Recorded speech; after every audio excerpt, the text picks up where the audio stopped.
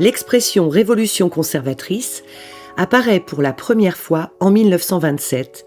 dans un discours prononcé par l'écrivain autrichien Hugo von Hofmannsthal. Reprise après la Seconde Guerre mondiale par l'essayiste suisse Armin Mohler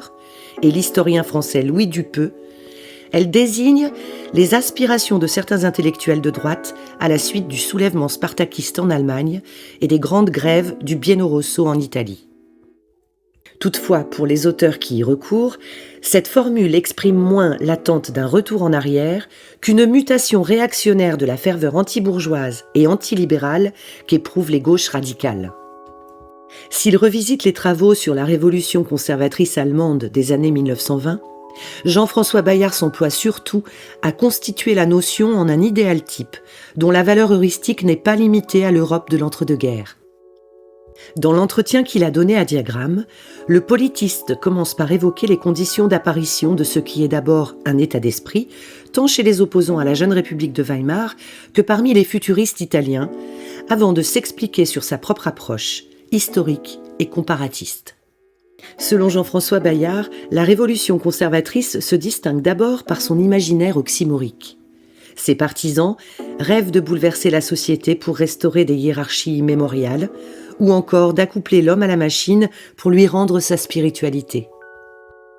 En raison de leur hostilité au nivellement qu'ils associent à leur époque et dont les causes principales seraient la marchandisation des rapports sociaux et la démocratisation de la vie politique, les révolutionnaires conservateurs exaltent un passé et des traditions souvent largement inventées, mais non sans compter sur les puissances de la technologie la plus avancée pour les faire renaître.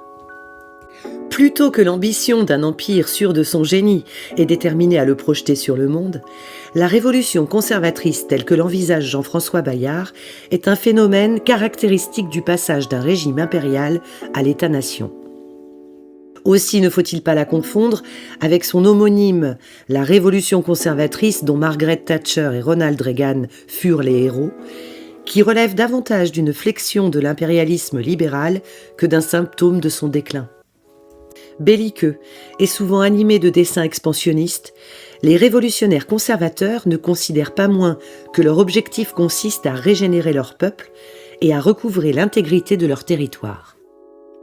L'affect qui les anime n'est donc pas l'arrogance du dominant qui se proclame investi d'une mission civilisatrice, mais au contraire, le ressentiment d'un vaincu auquel l'histoire a réservé un sort injuste et qui entend à la fois se venger de la perfidie de ses rivaux et protéger les siens des ennemis intérieurs qui veulent leur perte. À la fin de la Première Guerre mondiale, explique Jean-François Bayart, les diverses modalités de révolution conservatrice ont procédé de la décomposition ou au moins du déclin des empires. Empire wilhelminien, austro-hongrois, russe, ottoman, mais aussi britannique.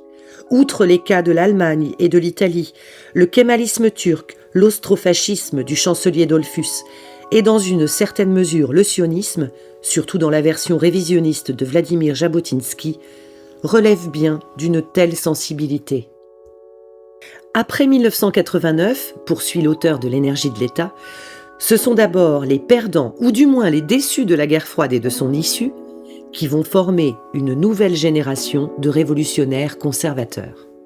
Ainsi en va-t-il de Vladimir Poutine, dont le projet de recomposition du monde russe prend forme lorsque les Occidentaux refusent d'accéder à sa requête d'intégrer l'OTAN, mais aussi de Recep Tayyip Erdogan, qui convertit son rêve de nouvelle Turquie en révolution conservatrice, dès lors que les Français et les Allemands lui signifient que son pays est trop musulman pour rejoindre l'Union européenne.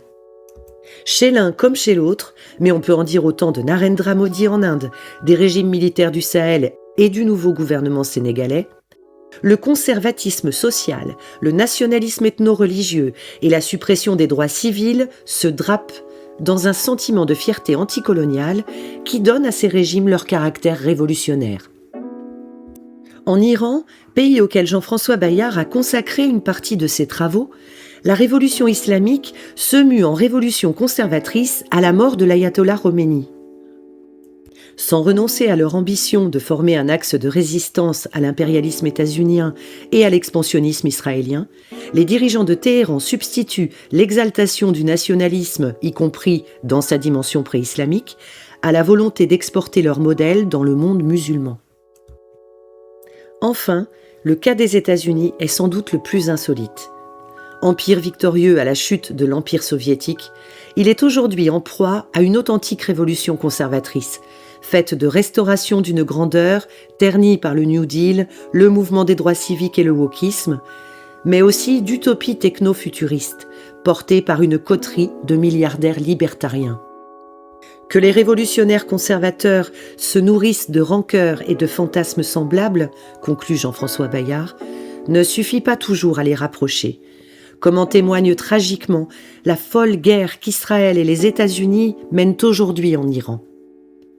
Notre entretien a eu lieu à Paris le 13 mars 2026.